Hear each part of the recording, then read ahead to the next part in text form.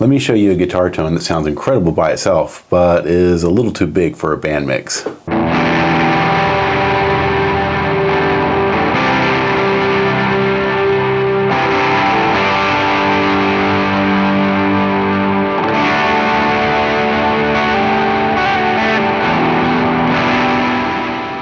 Sounds great, right? Now imagine trying to fit that in with the band mix.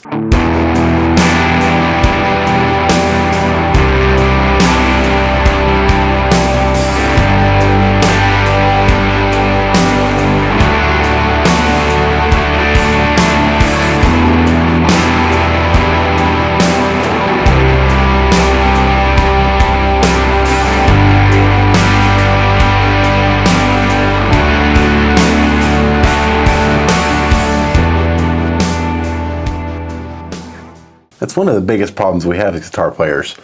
Our tone is just too big.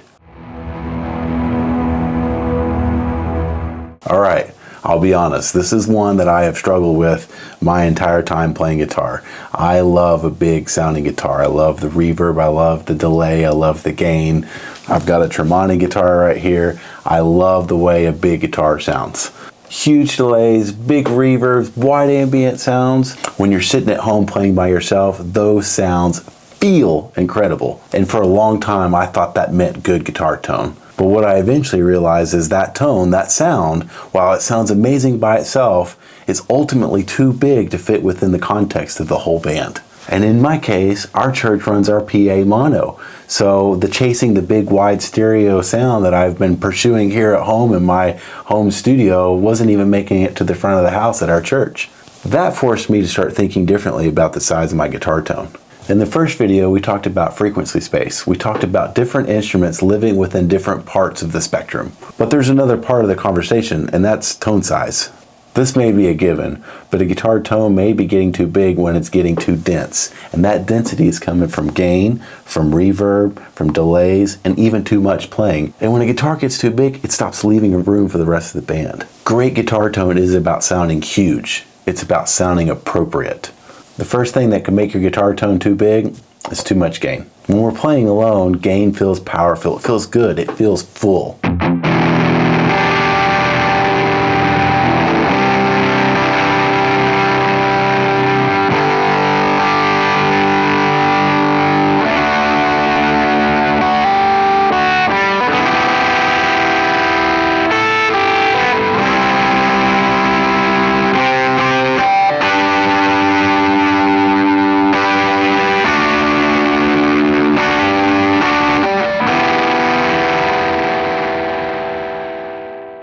But once the band comes in, all that gain starts to blur the rhythm.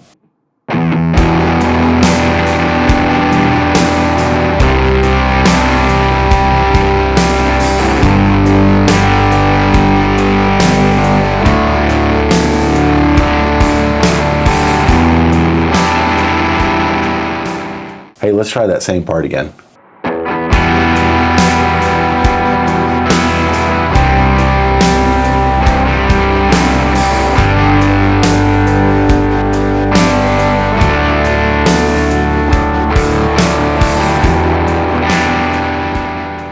Now you can actually hear the notes. Less gain often provides some clarity, and it helps the guitar sit within the mix. Another thing that can make your tone too big is reverb.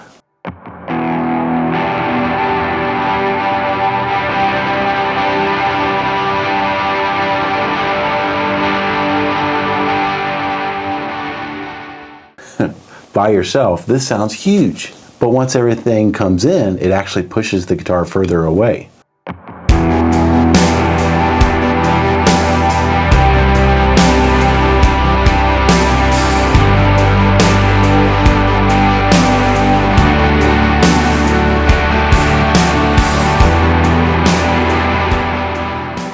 I'm going to pull the reverb back just a little bit so that we can get some clarity within the mix, and let's see how it sounds.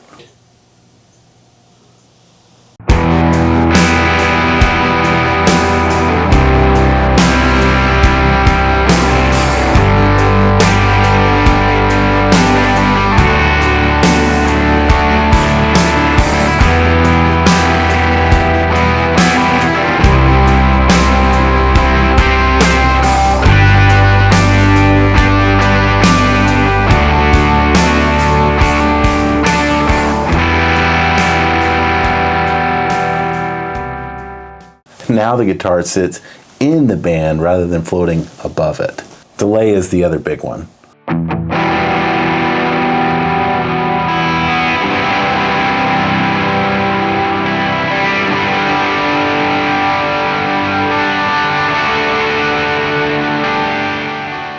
This sounds incredible when you're playing it by yourself, but those repeats start to stack on everything else.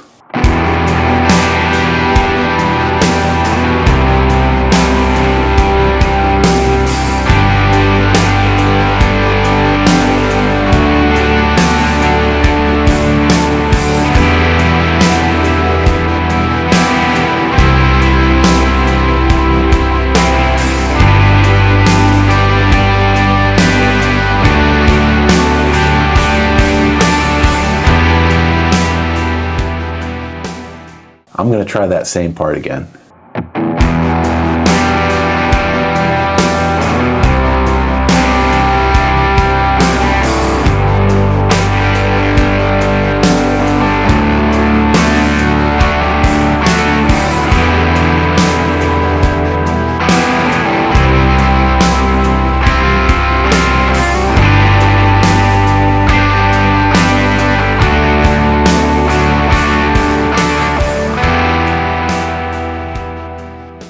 Now the delay adds movement without creating clutter. And sometimes, folks, tone isn't even part of the problem. It's us. It's the part. It's easy to fill every space. But listen what happens when we simplify.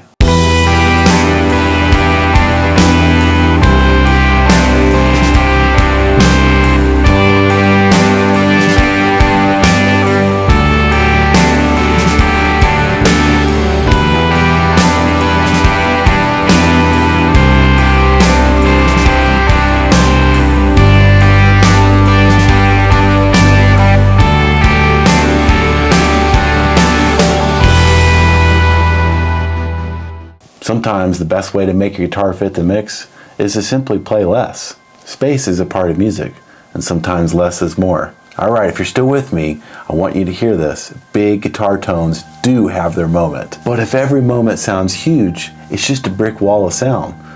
And we've lost the dynamics of the song.